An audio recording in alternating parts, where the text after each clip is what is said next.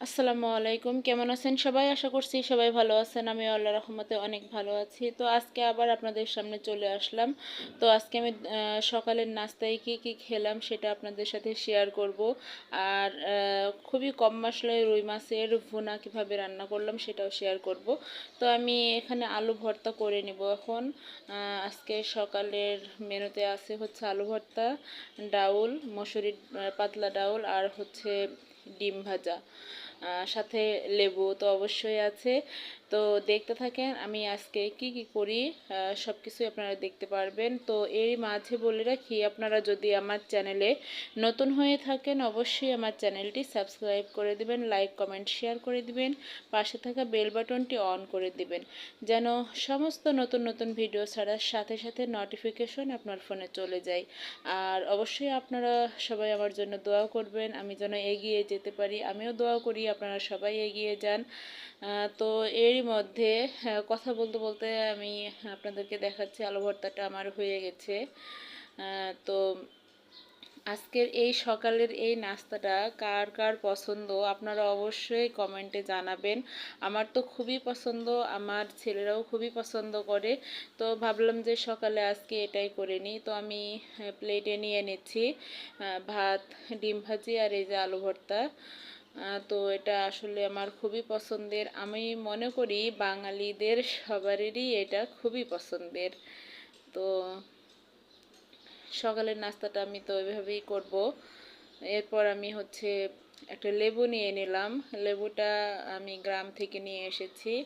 অনেক সুন্দর সেন্ট এবং খুব রস আছে লেবুটার। এই যে পাতলা মসুরির ডাউল করে নিয়েছি, দেখেন ভাপ উঠছে, সব কিছুই গরম, মাত্র রান্না করলাম। তো এটাই হচ্ছে আমাদের আজকে সকালের নাস্তা। আর রুই মাছের ভুনাটা আমি কিভাবে করি আপনারা দেখেন, খুবই কম মশলায় আমি করব। আপনারা চাইলে অন্যরকমভাবেও করতে পারেন, তবে আমি যেভাবে করছি এভাবে একটু ট্রাই করে দেখবেন, অনেক মজা লাগবে। তো এই জন্য আমি হচ্ছে কম মশলাই রান্না করি।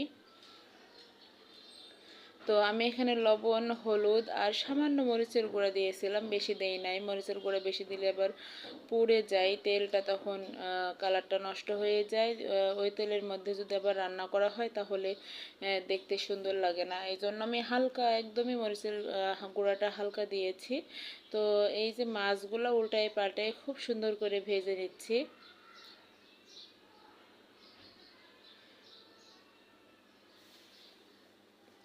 তো আমার এই রান্নাটা আর হচ্ছে আমি যে ভিডিওগুলো পাঠাই এগুলো যদি আপনাদের পছন্দ হয়ে থাকে অবশ্যই আপনারা আমার পাশে থাকবেন, আর অবশ্যই অবশ্যই আমার চ্যানেলটি সাবস্ক্রাইব করে দিবেন, আমি যেন একটু বড় হতে পারি।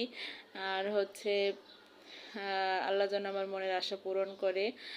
আমি একটা আসলে আশা নিয়েই এই রান্নার চ্যানেলটা খুলেছি।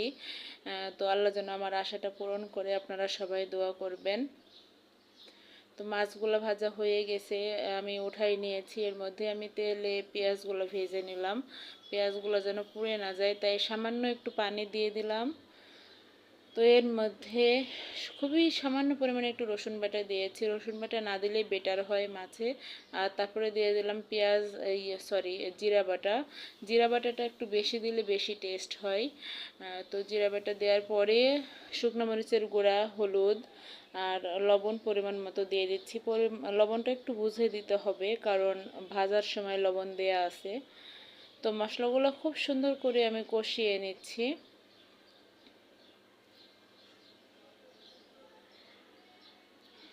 মশলাগুলো কষানো হয়ে গেছে, এরপর আমি ওই কষানো মশলার মধ্যেই মাছগুলো দিয়ে আরেকটু সুন্দর করে কষিয়ে নিব। তাহলে সব কিছু মশলা মাছের মধ্যে ঢুকে যায়, তখন টেস্টটা আরেকটু ভালো লাগে।